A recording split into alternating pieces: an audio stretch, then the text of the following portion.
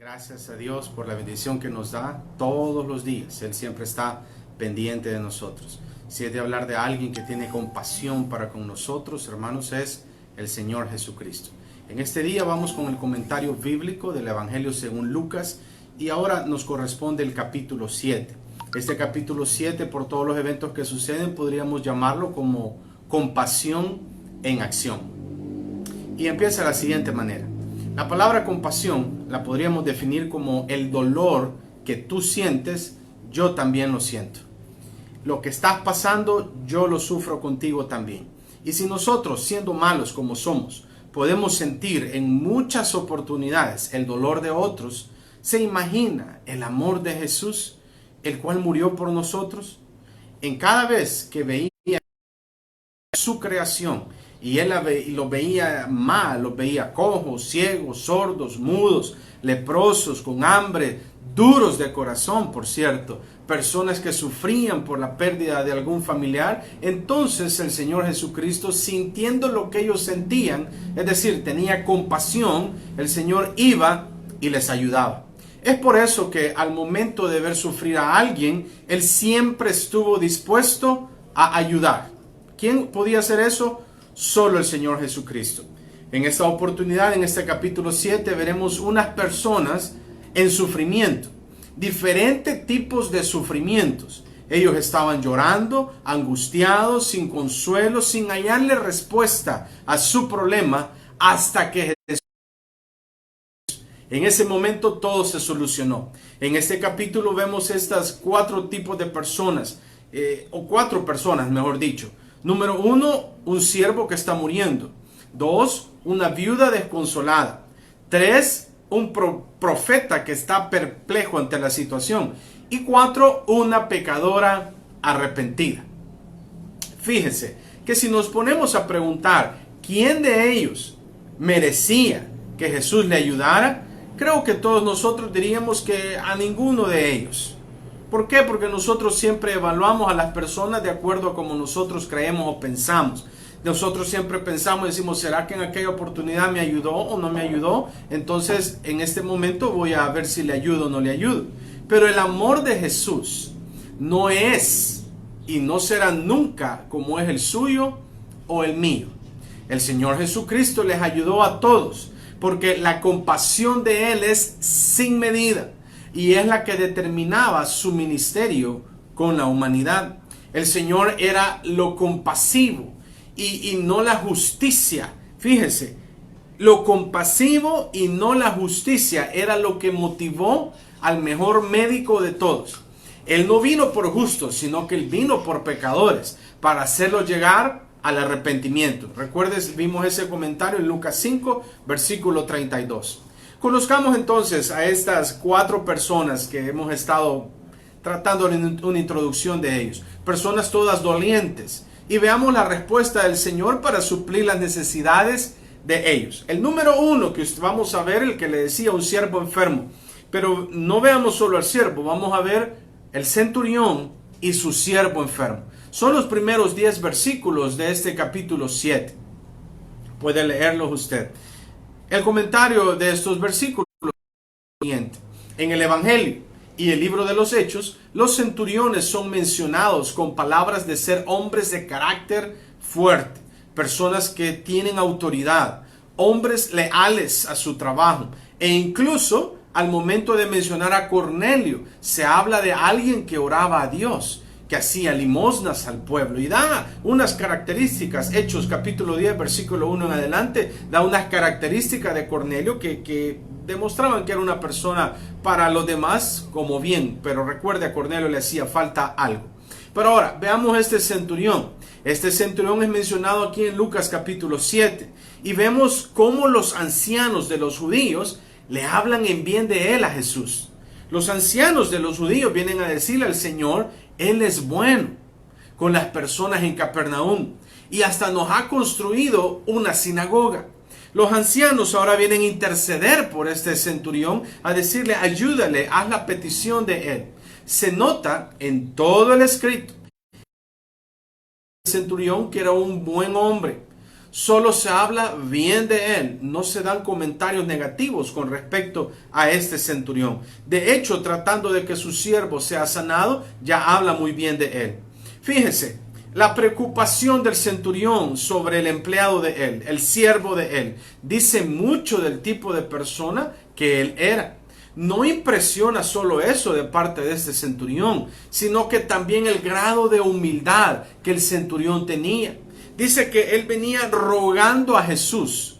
Y ve, hermano, cuando leemos eso, analizamos más detenidamente lo que son los centuriones. Y veamos específico este centurión era romano. Y un romano no se iba a postrar frente a un judío. Mucho menos que las personas de todo alrededor o los que estaban ahí vieran lo que él estaba haciendo. Incluso llega a decirle, yo siendo romano, vean la diferencia de lo que dice este centurión. Le dice, yo siendo romano, no soy digno que entres en mi casa. Qué impresionante lo que él dice, porque en comparación a otros, a los mismos de Jesús, de su misma gente, de su mismo pueblo, no recibieron bien a Jesús. Pero le dice, yo no soy digno. El contrario de los fariseos, de los saduceos y de los escribas o los religiosos en ese entonces, que ellos sí sentían de que ellos eran más que Jesús. Este centurión romano, pagano, gentil, termina diciéndole, yo no soy digno de que entres a mi casa. La característica más poderosa de este centurión es que él demostró fe. Fe demostró ese centurión. Y quiero parafrasear algo del centurión. El centurión, podríamos parafrasear unas palabras de él como diciendo, estoy seguro Jesús, que tú puedes sanarlo, sin necesidad de ir desde aquí hacia allá. Estoy seguro que tú tienes el poder para hacer eso. Estoy convencido que tú lo puedes sanar. Eso es lo que el centurión expresa al decir esas palabras. Ese hombre sí que tenía fe en Jesús. Y eso, hermano, escúcheme por favor, eso es lo que impresionó al Señor Jesucristo. En Marcos 6, versículo 6, dice que Jesús se maravilló, pero por la poca fe de los judíos. Y este centurión, que no es del pueblo de Dios, demuestra fe.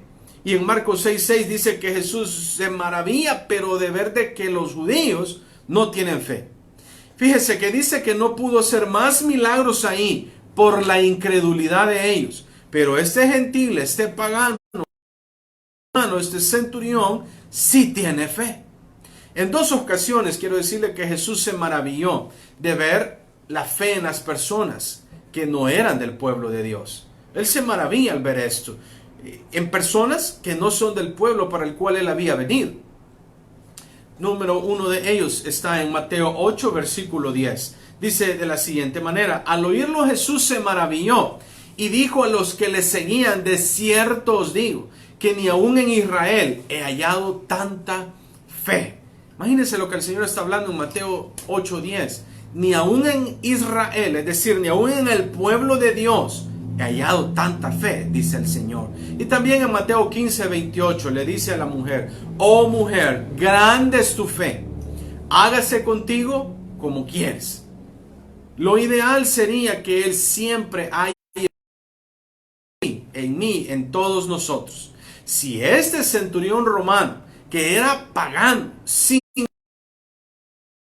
de Dios, tenía ese tipo de fe, ¿cuánto más debería de ser nuestra fe en el que todo lo puede, el que nos ha librado, el que nos rescató del hoyo, el que nos dio muerte cuando estábamos, nos dio vida cuando estábamos muertos en delitos y en pecados, el que nos pasó de lamento a baile? ¿Cómo nosotros no podríamos demostrar fe? Tenemos que tener fe.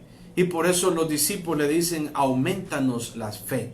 Hermanos, en lo personal yo deseo no ser acusado de tres cosas. Yo deseo no ser acusado de tener poca fe. Yo también deseo no ser acusado de no tener fe.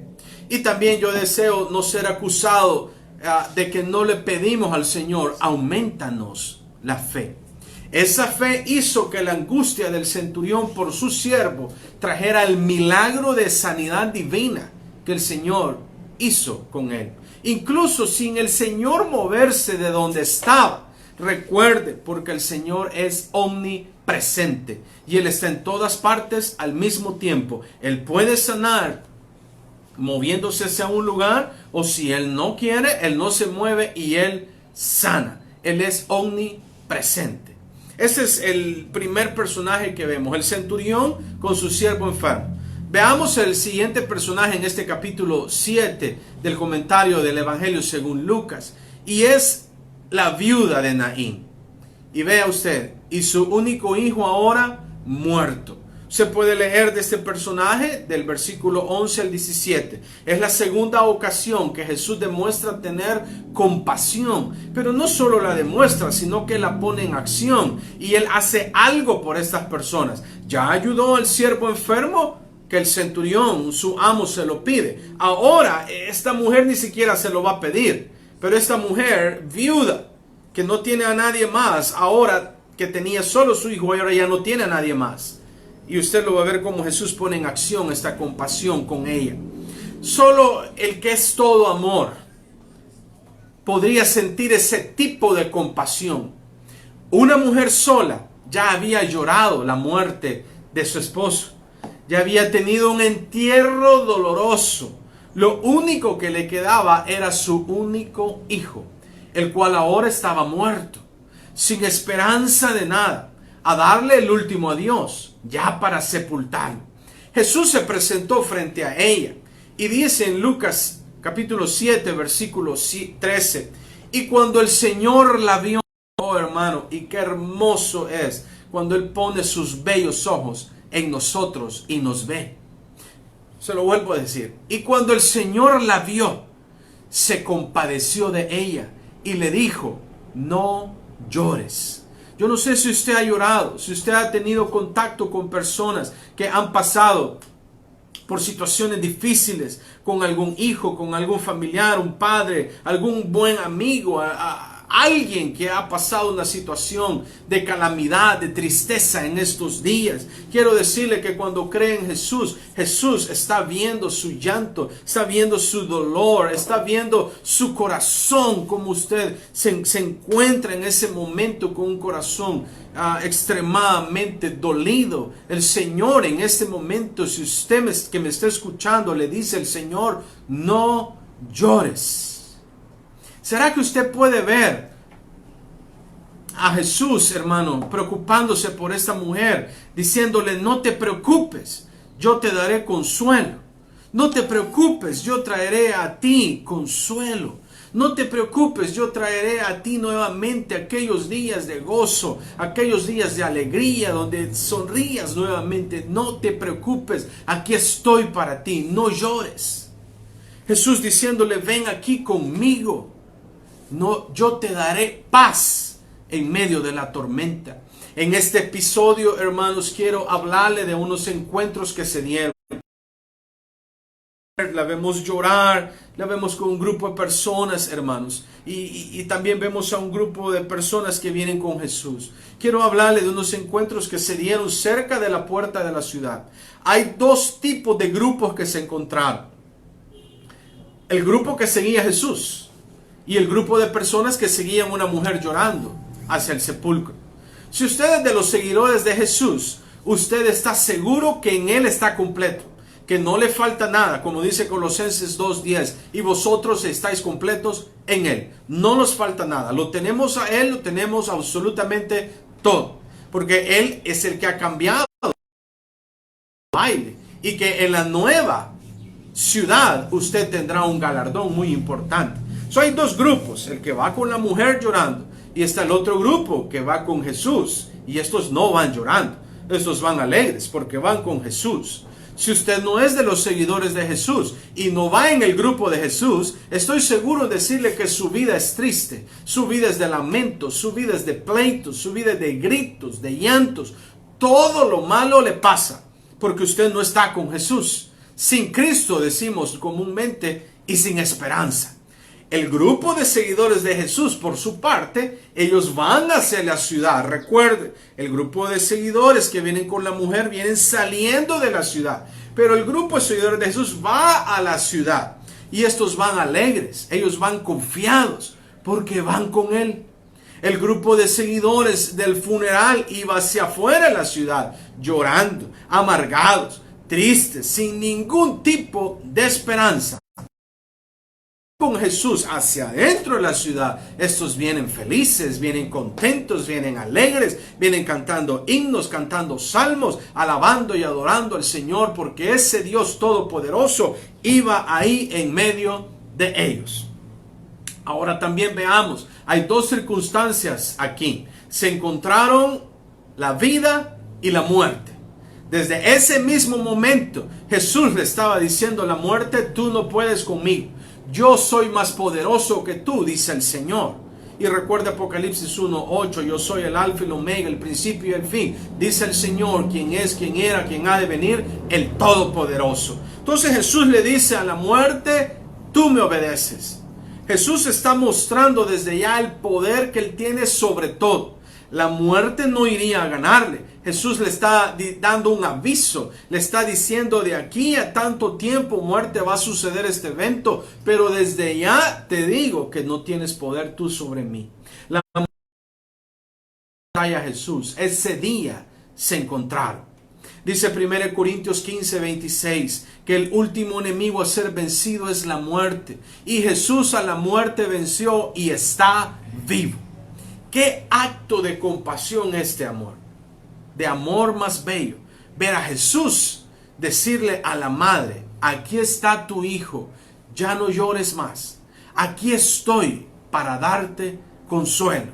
El único que podía cambiar un corazón triste, hecho pedazos, un corazón roto por completo, un corazón que no encuentra consuelo, que no encuentra un nuevo ánimo, que no encuentra alegría.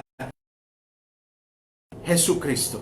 La compasión en acción que Jesús demuestra, ya lo vimos al centurión y al siervo del enfermo, ya lo vemos con la viuda de Naín y con su hijo, que ahora ya no está muerto, está vivo. Y el tercer personaje que vemos en Lucas 7, a partir del versículo 18 al 35, es Juan, el Bautista. Y Juan tiene muchas dudas en este momento. Y le manda a preguntar a su primo Jesús, primo según la carne, el cual lo había bautizado para que se cumpliese toda justicia. Juan es el que había dicho: he aquí el Cordero de Dios.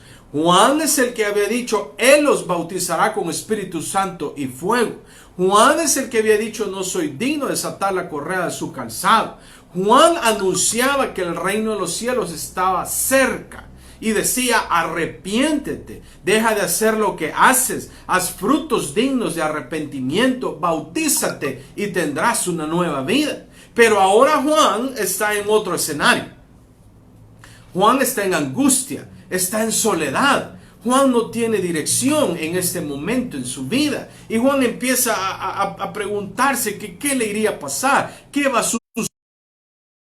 Entonces Juan envía a unos discípulos a preguntarle al Señor, hace una pregunta clave y le dice que le pregunten por medio de ellos al Señor: ¿eres tú o esperamos a otro?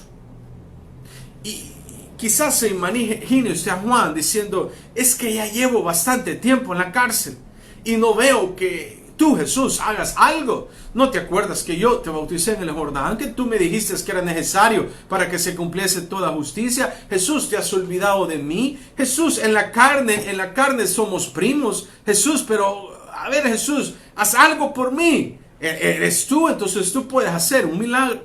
Como que Juan piensa o siente que Jesús se ha olvidado de él.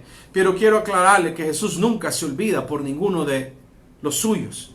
Es decir, por nosotros. Aunque usted piense que Jesús se ha olvidado porque no hay respuesta, porque usted todavía no puede ver el milagro frente a usted, o no lo puede tocar, o no está como usted quisiera las cosas, no quiere decir que Jesús se ha olvidado de usted. No quiere decir que Él no esté obrando. No quiere decir de que el Señor usted no le interesa. Al contrario, el Señor siempre está obrando, siempre está haciendo algo. El Señor estaba haciendo todo para lo que había venido.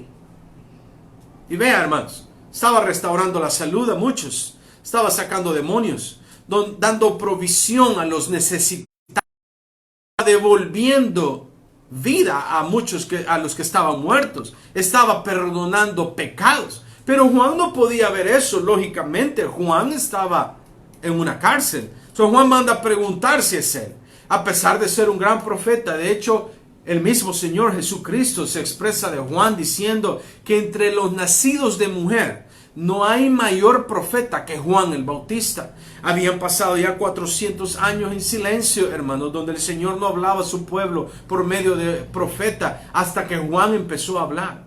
El Señor Jesús dice esto de Juan en Lucas 7, versículo 28. Pero a pesar de ser un gran profeta, lo mismo que a otros profetas. Le voy a mencionar uno de ellos, me llama mucho la atención estos. Por ejemplo, Moisés estuvo a punto de renunciar en una ocasión. Moisés, el que Dios usó para liberar a su pueblo, estuvo a punto de renunciar en una ocasión. Puede leer esa historia en Números 11, versículos del 10 al 15. También Elías, hermanos, en primer libro de Reyes, capítulo 19, pidiendo incluso morirse por la amenaza de una mujer. Impresionante lo que estaba sucediendo en este gran profeta Elías. En Jeremías, por cierto, en Jeremías lo cuenta en capítulo 20, versículo de 7 al 9, hermanos, y el 14 al 18. Jeremías dijo que no quería más hablar de la palabra de Dios. Aunque termina diciendo, hay un fuego en mis huesos que cala mis huesos. Pero Jeremías quería ya no seguir hablando la palabra de Dios porque nadie creía en él. Al contrario, lo trataban mal. Entonces vemos a Moisés, vemos a Elías, vemos a Jeremías. Ahora también Pablo. También Pablo conoció lo que era tirar la toalla. Imagínense, Pablo ya no quería seguir. Puede leer eso en segundo carta a los Corintios, capítulo 1, versículos 8 al 9. Es normal que las personas sientan algún tipo de soledad, de tristeza, de angustia, de desesperación, desconfianza, e incluso lleguen a perder la fe. Juan, en este caso, el bautista, el que hacía este acto de bautizar a otros, no fue la excepción a esto. Juan llegó a preguntarse y decir, ¿será este o será otro? Pero hizo lo mejor que se puede hacer, preguntarle. Paz.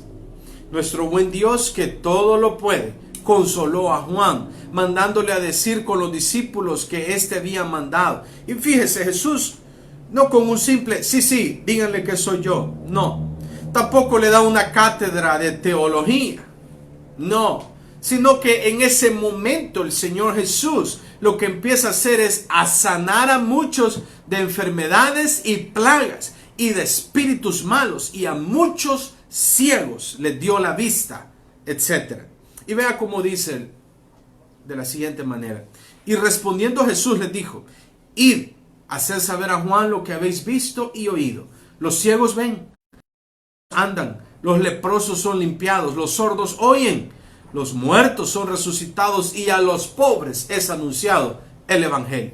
Y bienaventurado es aquel que no halló tropiezo en mí. Eso díganle a Juan.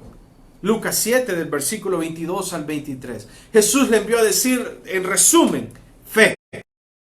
Ten fe. No desmayes ya en los últimos momentos. Aunque no lo puedas ver, encerrado en una cárcel, no te preocupes, Juan. Yo estoy en control. No te preocupes. Yo sé lo que estoy haciendo. Y es que Él es omnisciente y Él todo sabe y Él todo lo puede. ¿Y sabe qué maravilloso en esto? Juan creyó. Juan creyó en el Señor. ¿Se salvó de que lo mataran? No. ¿Que lo decapitaran? Tampoco. Le volaron la cabeza. Pero Juan sabía que su corona, para donde él iba, era algo mejor que lo que estaba viviendo. Entonces ya vimos tres. Vimos al centurión. Ya vimos a la viuda de Naín. Ya vimos a Juan el Bautista. Como Jesús muestra compasión en acción en cada uno de ellos. Y ahora vemos al último personaje de este capítulo, el cual es una mujer pecadora. Y usted lo va a encontrar, esta historia de esta mujer pecadora, este cuarto personaje que aparece en el versículo 36 al 50. Una mujer pecadora. Aceptó la hospitalidad de los publicanos y pecadores, pero también lo hizo de los fariseos. Y él aceptó invitaciones de ellos.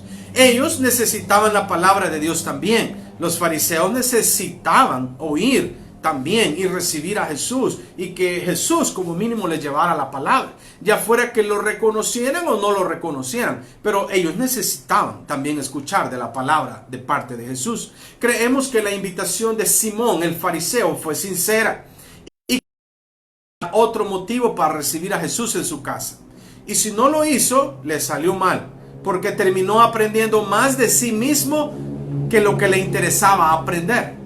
Veamos, en esta circunstancia hay tres tipos de personas que se dan. Y usted se va a dar cuenta como la mujer arrepentida. Y usted va a ver estos versículos del 36 al 38. La mujer arrepentida es este personaje que se da a partir de este cuarto personaje, que es la mujer pecadora. Esta mujer se presenta ahora como una mujer arrepentida. Era costumbre en esos días que los vecinos merodearan las casas para lograr ver desde afuera al invitado importante que se encontraba ahí. Y muchas veces podían oír las conversaciones que se llevaban a cabo, ya que era a puertas abiertas, las ventanas abiertas. Ellos en ciertas oportunidades podían entrar y disfrutar del banquete, si el dueño de la casa, el dueño del banquete les daba permiso, y hasta podían llegar a hablar con el invitado de honor que tenían. Los vecinos merodeaban y a veces eran invitados, o a veces se les permitía entrar a ellos a las casas. Eso explica cómo es que esta mujer llegó a tener acceso al Señor Jesucristo. Él no estaba en puertas cerradas o con llave. Eso sí, en esos días las mujeres no eran invitadas a los banquetes. Es de aclarar ese punto. Los rabíes judíos no hablaban con mujeres en público, mucho menos comían con ellas en público. Una mujer como esta no iría a ser bienvenida en la casa de Simón el fariseo. ¿Cómo es posible? Un fariseo y dejando entrar a una pecadora. Sus pecados, los de esta mujer, no son mencionados, pero se tiene la impresión que era una mujer de la calle con una muy mala reputación. Eso es lo que el escrito da la impresión. No hay que confundir este evento con uno similar que involucra a María de Betania. Este está en Juan 12, versículos del 1 al 8. Son eventos totalmente diferentes. Y tampoco hay que identificar a esta mujer con María Magdalena, que es mencionada en Marcos 16, 9 y en Lucas 8, 2. Así como a veces les sucede a algunos, se equivocan con estos dos o los relacionan y piensan que es el mismo evento. La mujer aceptó que era pecadora y dio muestras visibles de su arrepentimiento. Si revisa la armonía entre las versiones del Evangelio, usted descubrirá que un poco antes de este evento el Señor Jesucristo había lanzado una invitación. Mateo 11 del 28 al 30 dijo: vengan a mí y yo les daré reposo. Venid a mí todos los que estáis trabajados y cargados, y yo os haré descansar. Es muy probable que ese haya sido el momento en el que esta mujer se volvió de su vida pecadora. Llegó a arrepentimiento y puso su confianza en el único que le podía salvar y dar salvación. Sus lágrimas, su actitud de humillación y el obsequio costoso hablan del cambio en su corazón. Ya no era la misma persona, era otra. Ya su corazón había totalmente cambiado. Vemos a esta mujer con arrepentimiento. Ahora vemos el versículo 39 al 43, a un anfitrión, es decir, al fariseo, a un anfitrión criticón. Vea, Simón estaba apenado por él mismo y por todos los invitados. Es en cómo esa mujer se había introducido en la casa. Las personas decían que Jesús era un gran profeta, y lo dice Lucas 7:16. Pero en esos momentos Jesús no había dado palabras proféticas en exhibición como para llamar la atención, no. Y al permitir que una mujer pecadora llegase a él y no discernir, bueno, según Simón y los demás invitados, porque el Señor, como ya les dije, es omnisciente, Él todo lo sabe.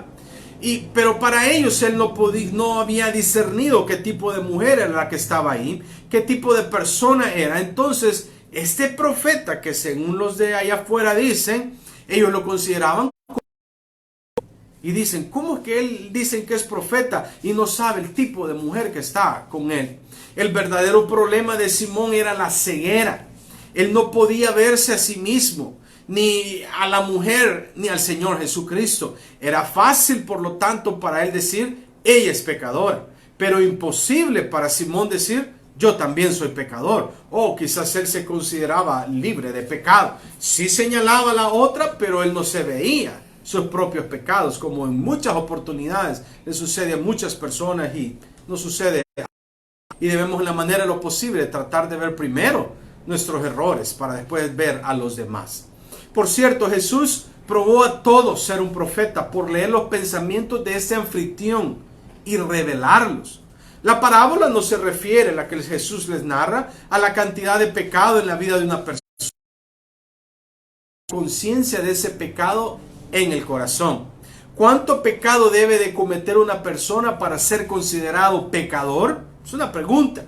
Simón y la mujer eran ambos pecadores. Simón era culpable de pecados espirituales, como por ejemplo el orgullo, mientras que la mujer era culpable de pecados de la carne. Pero ambos eran pecadores. Los dos tenían errores y pecados en su vida. Los pecados de ella eran conocidos por todos y eran fácilmente expuestos a que todos los vieran, mientras que los pecados de Simón eran ocultos, los cuales nadie podía ver a excepción de Dios. ¿Se acuerda el Salmo 139 que habla de la omnisciencia y la omnipresencia y los atributos del Señor? Salmo 139. Ambos, el Simón como la mujer pecadora, estaban en bancarrota y en deuda, y ninguno de los dos tenían para pagar la deuda a Dios. Simón estaba en las mismas condiciones que la mujer, pero solo él no lo podía ver, aunque Jesús sí. El perdón es un regalo de Dios por medio de su gracia. La deuda ya fue pagada por el Señor Jesús. Efesios 1:7 y en 1 de Pedro 1, el 18 al 19. La mujer aceptó el regalo gratuito de la salvación, como ahora mismo el Señor lo da para todos. Eso es gratuito. Y expresó su amor abiertamente a esta mujer. Simón, por su parte, rechazó esa oferta y permaneció sin perdón. Él no estaba ciego a él mismo, sino que también estaba ciego hacia la mujer y hacia su invitado de honor.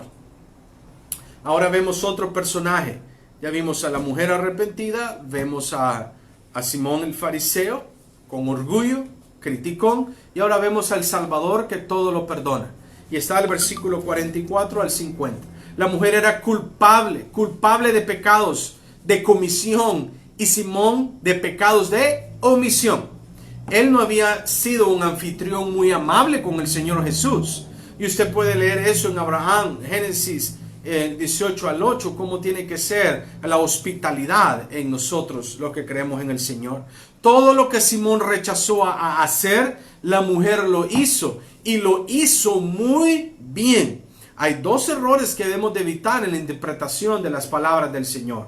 Número uno, no debemos de concluir que esta mujer fue salva por las lágrimas. Escuche eso, es bien importante. No debemos concluir que esta mujer fue salva por las lágrimas y por el perfume que derramó. No, nada que ver con eso. Jesús fue claro en decir que fue la fe de ella la que salvó. Está en el versículo 50. Ya que las obras no pueden comprar la salvación.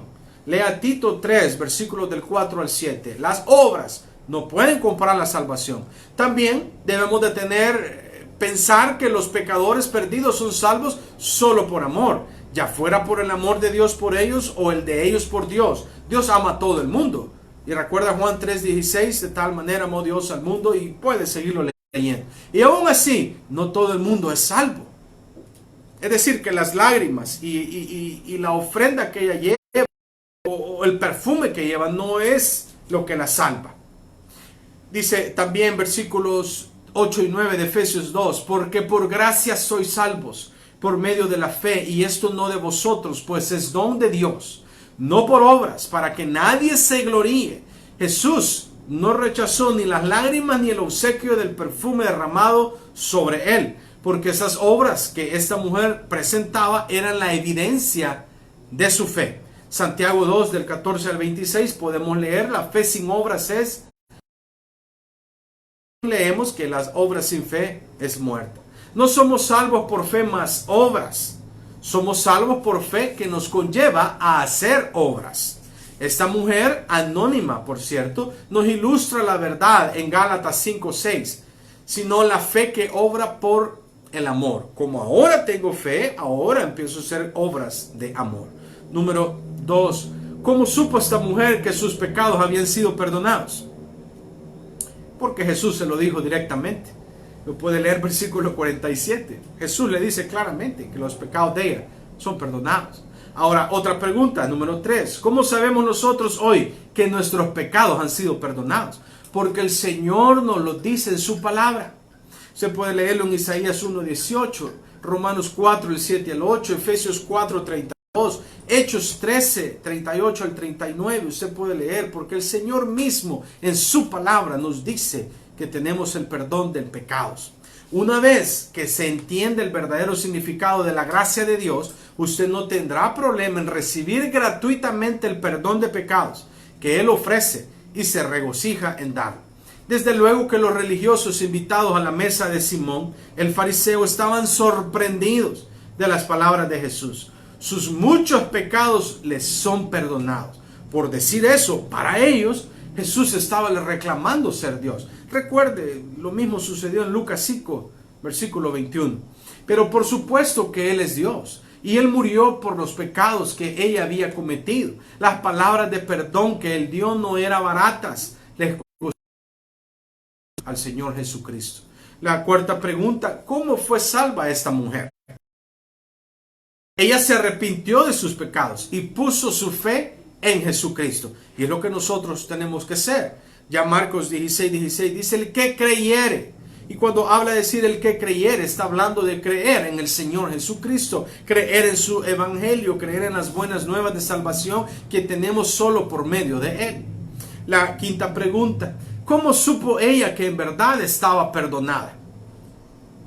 Ella tenía la seguridad y autoridad de la palabra expresada por el Señor. Él mismo se lo había dicho. Eso la llevó a dar adoración en forma sacrificial, derramando algo valioso para ella, para el que la había perdonado. Por primera vez en su vida, ella sintió y tenía paz en su corazón y paz con Dios. Versículo 50 en Lucas 7. Literalmente se lee que Jesús le dice, ve en paz. Y ella sintió esa paz en su corazón. Cuando el Señor Jesús sanó el siervo del centurión, en verdad fue un gran milagro.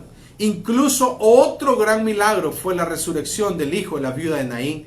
Pero en este capítulo 7 del Evangelio de Lucas, el milagro más grande que se dio fue salvar a esta mujer de sus pecados y hacerla una nueva persona. El milagro de la salvación tiene que ser el milagro más grande de todos. Ese que el Señor nos ha dado a nosotros, el milagro de la salvación. Simón estaba ciego a la mujer y ciego a él mismo. Escucha esta expresión. Simón vio el pasado de ella, pero Jesús vio el futuro de ella. Es de preguntarse, ¿cuántos pecadores han encontrado el perdón de pecados por haber leído la historia de esta mujer? Creo que muchísimos. Ella nos anima a creer en Jesús y que solo Él es el único capaz de perdonar nuestros pecados por medio de su nombre. ¿Cuál nombre? El nombre de Jesús. Lo puede ver en Hechos 2:38, diciéndoles Pedro, arrepentíos y bautícense cada uno de vosotros en el nombre de Jesucristo. ¿Para qué? Para el perdón de pecados. Hechos 4:12, y en ningún otro hay salvación, porque no hay otro nombre bajo el cielo dado a los hombres en que podamos ser salvos y convertirnos en hijos de Dios. Recuerda Juan 1:12, y a todos los que hemos creído en su nombre se nos ha dado la potestad de ser hechos hijos de Dios. Si nunca usted ha venido al arrepentimiento y aún no ha experimentado esa paz en su corazón y con Dios al recibir el perdón de pecados, hoy, escúcheme, hoy es un buen día para hacerlo. Gloria a Dios. Hemos visto 4 personajes en este capítulo 7 que llamamos compasión en acción. Jesús demostrando la compasión de ellos por las personas. Primeramente con un gentil, un pagano, el centurión, que tiene una buena actitud para con su siervo, y Jesús demuestra compasión y sana a este siervo. También usted puede ver con la viuda de Naín, la cual su único hijo, después de que su esposo ahora ya no está, ahora su hijo muere, y Jesús le dice no llores más, y demuestra compasión y levanta al que iba ya en el féretro. En el número 3 usted se va a dar cuenta cómo el Señor manda palabras de compasión a Juan el Bautista, diciéndole: lo que te espera es mucho mejor. Ten fe, Juan, no te preocupes por estar en la cárcel, porque a donde tú vas es algo mejor. Y el número 4 es esta mujer, que el Señor no vio el pasado de ella, el Señor vio el futuro de ella y demuestra compasión perdonándole los pecados. El Señor puede actuar de la misma manera en cada uno de nosotros. Este capítulo 7 de Lucas nos deja algo fabuloso para todos nosotros. Si necesitamos consuelo, necesitamos compasión, el Señor Jesús está listo para darnos compasión. Quiero desearles que la paz, la gracia y la bendición del Señor estén sobre sus vidas siempre. Que el Señor les bendiga.